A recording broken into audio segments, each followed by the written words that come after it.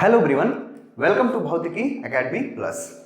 आज हम लोग एक समान चुंबकीय क्षेत्र में गतिमान चालक में उत्पन्न या प्रेरित विभवांतर या विद्युत वाहक बल पर आधारित न्यूमेरिकल का पार्ट 2 करेंगे। पार्ट टू समझ गए, जिसमें हम लोग ट्रेन पर आधारित ट्रेन जब चलती है तो उसके धुरी के बीच क्या होता है, विभवांतर प्रेरित होता है।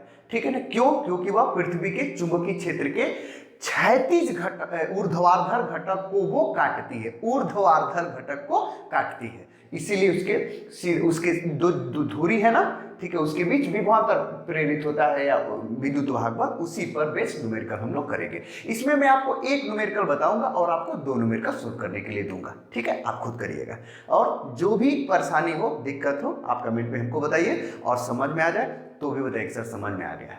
ठीक है, और भी कोई जरूरत हो तो जरूर बताइएगा। ठीक है, समझ में आ गया?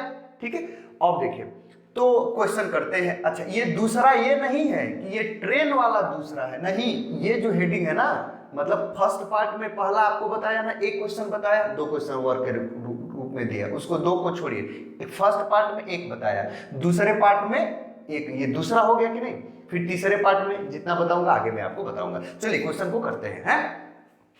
है ये कि 36 किलोमीटर प्रति घंटा की चाल से एक रेलगाड़ी पटरियों पर दौड़ रही है। कितने किलोमीटर? देखिए 36 है ना, 36 किलोमीटर प्रति घंटा। ये मीटर प्रति सेकेंड में नहीं है, किलोमीटर प्रति घंटा, मीटर पर सेकेंड में बनाना पड़ेगा, समझ रहे हैं कि नहीं? तो 36 किलोमीटर प्रति घंटा की चाल से एक रेलगाड़ी पटरियों पर दौड़ रही है। ठीक है, पटरियां एक दूसरे से वैद्युत रोधी हैं, होती ही है, लकड़ी का लगाया जाता है। ठीक है, यदि पटरियों के बीच की दूरी 1 मीटर हो, पटरियों के बीच की दूरी क्या हो, 1 मीटर हो, तथा भूचुंबकीय क्षेत्र के ऊर्ध्वाधर घटक का मान, ऊर्ध्वाधर घटक का मान 4 × 10⁻⁻5 वेबर पर मीटर स्क्वायर हो, तो पटरियों की धुरी के सिरों के मध्य उत्पन्न प्रेरित वैद्युत वाहक बल की गणना कीजिए। आसान है कि नहीं? कितना आसान है, फटाफट थोड़ा सा यहाँ पर लिख लीजिए बढ़िया से सॉल्यूशन और तुरंत लिखिए गिवन में हमको क्या क्या दे दिया है। ठीक है, उसका जो वेग है ना, वेग दे दिया है, v बराबर कितना, ठीक है, ये 36 किलोमीटर प्रति घंटा है। ठीक है, किलोमीटर प्रति घंटा, तो इसको हमको मीटर पर सेकेंड में बनाना पड़ेगा, अभी मैं बनाऊंगा। ठीक है, दूसरा, पटरियां दौड़ रही है एक दूसरे से, पटरियों के बीच की दूरी कितनी है, वो 1 मीटर है, वही लंबाई होता है, अभी मैं उसको भी समझाऊंगा, वो 1 मीटर है ना, 1 मीटर। और जब ट्रेन चलती है, मैंने आपको बताया हुआ है नोट न्यूमेरिकल में, न्यूमेरिकल वाला जो नोट मैं आपको बताया हूं, जब ट्रेन चलती है, ठीक है, तो किसको काटती है? पृथ्वी के ऊर्ध्वाधर घटक को काटती है ना, भी को काटती है, मतलब कि BE sin थीटा को काटती है, ऊर्ध्वाधर घटक। तो ये खुद ऊर्ध्वाधर घटके को दे दिया है ना, उस पर मैं भी चर्चा करूंगा। तो हमको B बराबर है ना, मतलब कि भी पृथ्वी का ऊर्ध्वाधर घटक भी। चलिए यहाँ पर मैं लिख दे रहा हूं, ठीक है, यहाँ पर पृथ्वी का, यहाँ पर भी माने कि ऊर्ध्वाधर घटक, समझ रहे कि नहीं? पृथ्वी का भी माने ऊर्ध्वाधर घटक हमको दे दिया है, ऊर्ध्वाधर घटक भी माने, ये भी माने वर्टिकल, समझ रहे कि नहीं? हॉरिजॉन्टल है, वर्टिकल माने ऊर्ध्वाधर। ठीक है, ये दे दिया है, क्या कितना दिया है, 4 × 10⁻⁻5, ठीक है, वेबर पर मीटर स्क्वायर। ठीक है, वेबर पर मीटर स्क्वायर। ठीक है, और हमसे पूछ क्या रहा है, वही, ठीक है, धुरी के बीच जो उत्पन्न विभवांतर है या विद्युत वाहक बल है। ठीक है, यही भी हमसे क्या कर रहा है, पूछ रहा है, भी या इसको ई कुछ भी लिख लेते हैं, ठीक है ना, आप तो जानते ही हैं। ठीक है, यही हमको ज्ञात करना है। अच्छा, थोड़ा सा देखिए, बात ये है कि अगर मैं आपको समझाने का प्रयास करूं तो ये मान लीजिए कि ये, ठीक है ना, ये ट्रेन की ये पटरी है, समझ गए, ये ट्रेन की पटरी, ये सब ऐसे लगाया गया होता है, नीचे ये लकड़ी का या पत्थर उत्थर का लगाया गया होता है, छोड़िए, और इसी पर जो ट्रेन है ऐसे चल रही है। मान लीजिए, कैसे बनाऊं, एक सेकेंड रुकिए, बनाने का प्रयास करता हूं। ठीक है, एक सेकेंड बस रुक जाइए।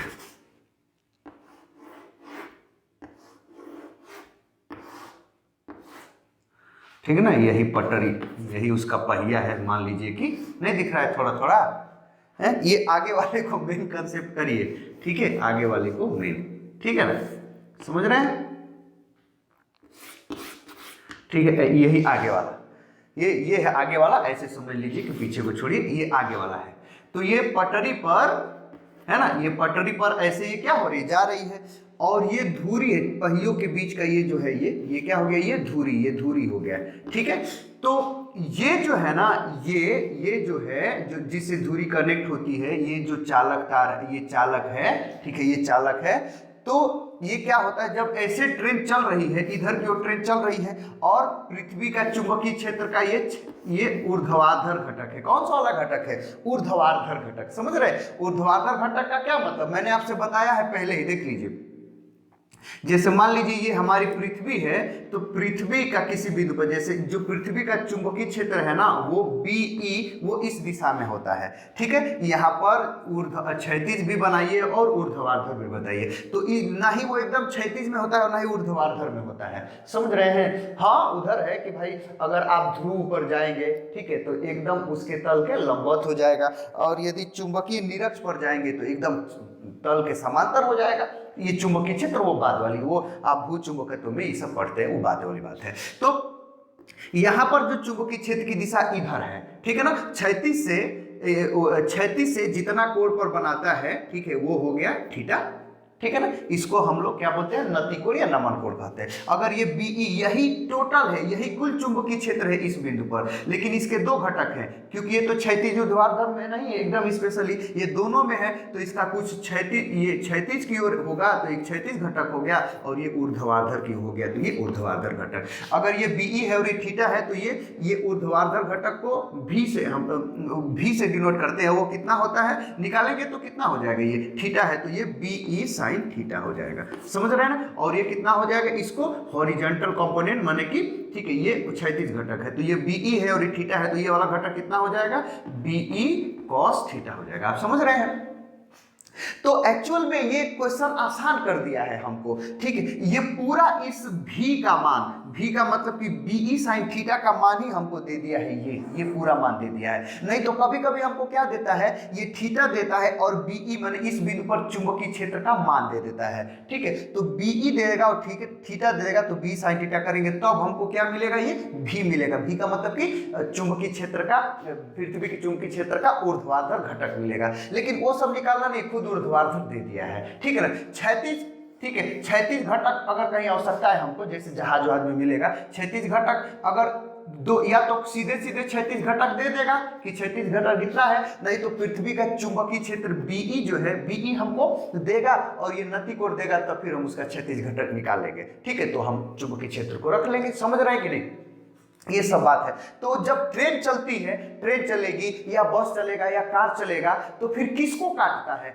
ऊर्ध्वाधर, पृथ्वी के ऊर्ध्वाधर चुंबकीय क्षेत्र, पृथ्वी के चुंबकीय क्षेत्र के ऊर्ध्वाधर घटक को काटता है, समझ रहे हैं कि नहीं। तो फिर इसी ऊर्ध्वाधर, यही ऊर्ध्वाधर घटक का मान कितना होता है, जो कि वही मैं आपसे बताया BE sin थीटा, ठीक है, जिसको V से डिनोट करते हैं, और यही मान हमको दे दिया है इतना, ठीक है। तो ये चुंबकीय क्षेत्र है, यही चुंबकीय क्षेत्र। तो जो ये हम लोग निकालेंगे सूत्र ना, जैसे V बराबर या E बराबर कितना होता है, BVL sin थीटा होता है ना, तो वहां पर इस B के जगह पर आप क्या रखेंगे, यही वाला मान रख देंगे, ठीक है। V का भी मान दे दिया, L का मान, L माने कि ये धुरी है, ये धुरी है ना, तो धुरी के बीच की दूरी की ही क्या होती है, लंबाई होती है, ये L होती है, समझ गए कि नहीं। तो ये L माने धुरी के बीच की लंबाई, ठीक है, ये भी हमको दे दिया है, ठीक है, और ये B भी हमको दे ही दिया है ना। तो फिर हम, और ये 90 डिग्री रहेगा ही, ये चुंबकीय क्षेत्र वाले एकदम 90 डिग्री रहेगा ही। तो देख लीजिए, वैसे भी देखिए ये इधर जा रहा है और ये चुंबकीय क्षेत्र है लंबवत नहीं है, तो यहाँ पर साइड ये 90 डिग्री, यहाँ पर थीटा की जगह पर 90 डिग्री इन सब स्थिति में होता ही है, समझ गए कि नहीं। तो समझ गए, अब क्वेश्चन को फटाफट सोल्व करें, ठीक है, समझ गए, मिटाते हैं, एकदम आंसर आ गया, ठीक है, एकदम आसान, समझ गए। इसको भी मिटा दे रहा हूं, चलिए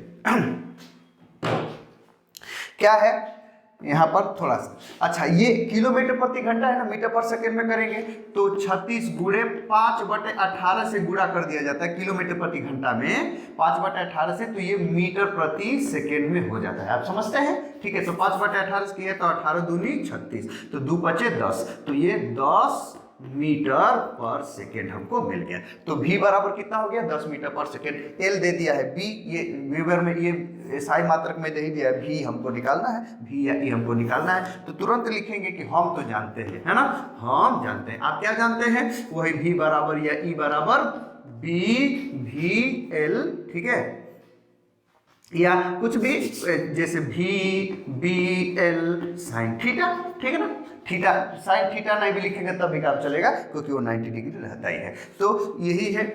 तो v का मान कितना है? देखिए यहाँ पे 10, तो 10 गुणे b का मान कितना है?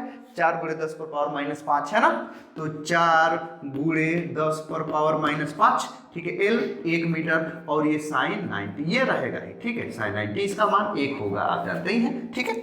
तो जब इसको सोल्व करेंगे तो ये 10, अरे भाई 1 10, ठीक है, तो 10 का जब इसमें करेंगे 10 पर पावर -5 हो जाएगा, तो 10 4 गुणे 10 पर पावर -4 हो जाएगा, 10 से गुणा करेंगे तो माइनस ये 4 हो जाएगा। तो यही हो गया, 4 गुणे 10 -4, और यही v या e कुछ भी लिख लीजिए, यही आपका क्या है?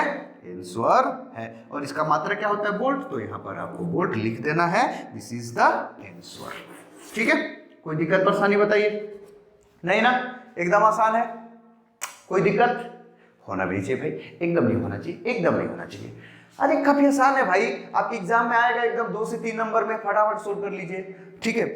कोई लड़का जो है ना, ये क्या करेगा, ये पटरी उटरी दे करके दौड़ रही है, ये वो सब, ये सब दे करके, ये ऊर्ध्वाधर घटक उटक दे करके लड़का एकदम क्या हो जाता है, अरे बाप अब तो नहीं सोल्व होगा।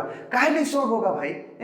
पढ़े रहिएगा तो एकदम आसान है, एकदम आसान है, तुरंत तुरंत वैल्यू रखिए, सोल्व कर लीजिए, एकदम आसान। अच्छा, एक बात याद रखिए, एग्जाम में जो है, एग्जाम में ये सिंपल होता है, जैसे बोर्ड एग्जाम की अगर मैं बात करूं, बोर्ड एग्जाम की, तो ऐसा सिंपल है, जैसे 50-50 का लगभग रेशियो होता है कि 50 से 60% थ्योरी आता है। थ्योरी का मतलब कि परिभाषा और विभाषा, डेरिवेशन लेकर के, ये थ्योरी आपके एग्जाम में 60%, 50 लगभग 50% से 60% थ्योरी का मतलब परिभाषा और डेरिवेशन, ठीक है, ये सब मिला जुला करके आता है, ठीक है।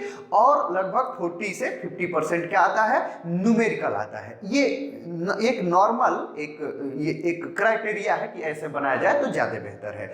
लेकिन कभी कभी ऐसा आता है कि भाई 90%, 80%, 85% न्यूमेरिकल दे देता है, न्यूमेरिकल ही दे देता है, और लड़का लोग एकदम आही दादा अब क्या होगा, ठीक है। बहुत कम लोग को न्यूमेरिकल आता है, लेकिन एक बात याद रखिएगा, अगर न्यूमेरिकल दे रहा है ना तो आसान ही न्यूमेरिकल देगा, एकदम बस फार्मूला बेस्ड ज्यादा न्यूमेरिकल होगी, ये याद रखिएगा। और न्यूमेरिकल सच में अगर फार्मूला बेस्ड हो और आप थोड़ा सा भी पढ़े हो, न्यूमेरिकल सोल्व करना जानते हो, तो न्यूमेरिकल काफी आसान होता है। कैलकुलेशन आ रहा है, पर ये सब कुछ जानते हैं कौन कौन मान क्या है, फटाफट रख के सोल्व करिए, आंसर आ गए, है कि नहीं। न्यूमेरिकल करने में टाइम भी बहुत कम लगता है, बहुत कम ही टाइम में पेपर को सोल्व करके आप बैठ जाएंगे, एकदम एक आध दो नींद मार लेंगे, है कि नहीं, एक आध नींद मार लेंगे। 3 घंटे वाला पेपर में 1.5-2 घंटे में कर लेंगे, न्यूमेरिकल ही रहा, उसके बाद से एक आध नींद मार लीजिएगा 1 घंटे। फिर जब टाइम ओवर होगा तो जो है कक्ष निरीक्षक आकर के उठाएंगे, भैया उठ जाओ, ठीक है, अब हो गया टाइम, ठीक है, समझ रहे कि नहीं। तो ये सब चीजें हैं, तो आपको समझ में आ गया।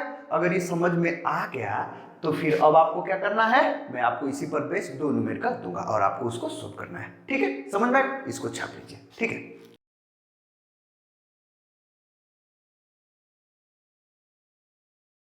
चलिए नोट कर लिए पिछला, तो चलिए इसको आप क्या करिए, सोल्व करिए, एकदम आसान है, आपको चिंता करने की आवश्यकता नहीं है, एकदम आराम से सोल्व हो जाएगा। पिछला अगर आप थोड़ा सा भी समझे हैं तो इसको आराम से सोल्व कर लेंगे, इट्स गारंटी, सच बता रहा हूं।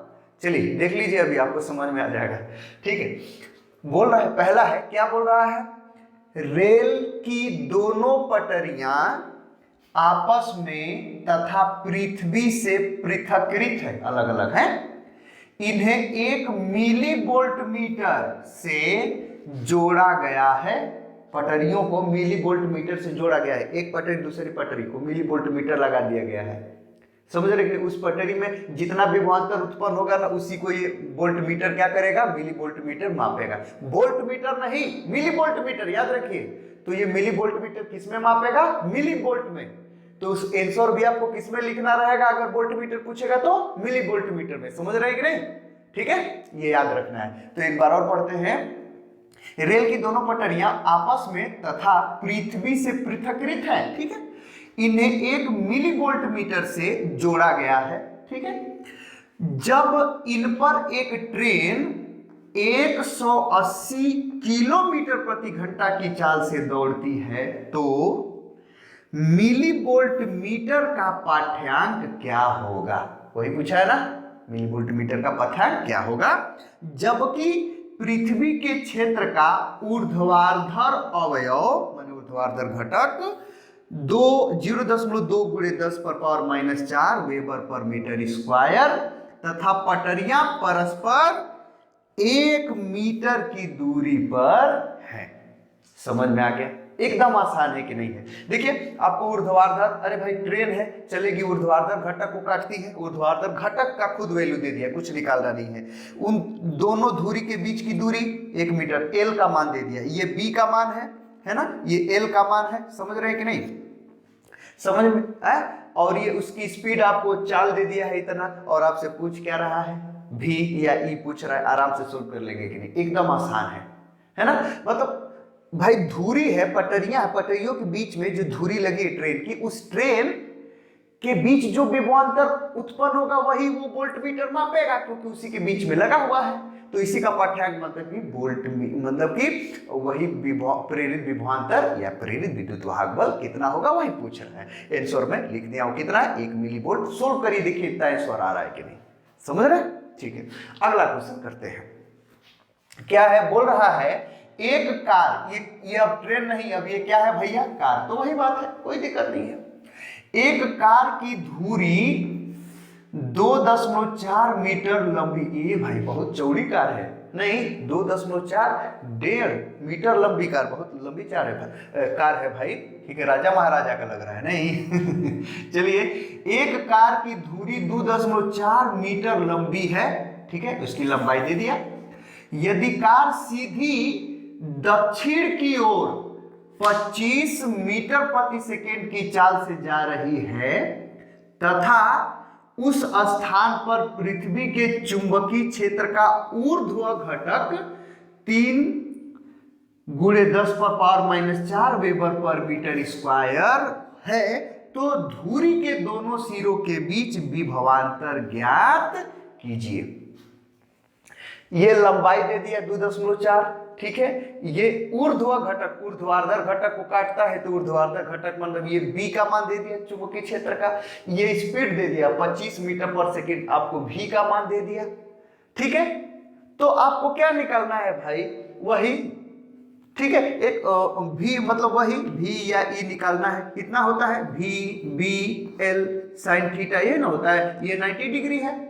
कभी भी ऊर्ध्वाधर घटक इधर होता है और हम इधर जाते हैं, तो 90 डिग्री हो गया कि नहीं, तो थीटा की जगह पर 90, इसको नहीं भी लिखेंगे तो काम चलेगा, है ना। इस बी के जगह पर कितना, यही जो दिया है, सोल्व कर लेंगे कि नहीं, कोई दिक्कत परेशानी। लेकिन अब आप कंफ्यूज हो रहे हैं कि सर ये दक्षिण दक्षिण क्या दे दिया है। अब भाई दक्षिण पूरा पश्चिम, उससे मतलब नहीं है। ऊर्ध्वाधर घटक है तो किसी भी दिशा में जाएगा ना तो वो काटेगा ही, इससे उसे कोई मतलब नहीं। आपको कंफ्यूज आने के लिए लिखा, अगर आप कंसेप्ट समझ रहे हैं तो कोई दिक्कत नहीं है, सोल्व करेंगे एकदम आसान तरीके से, ठीक है। तो ये इसका आंसर 1.8 × 10⁻³ वोल्ट आएगा।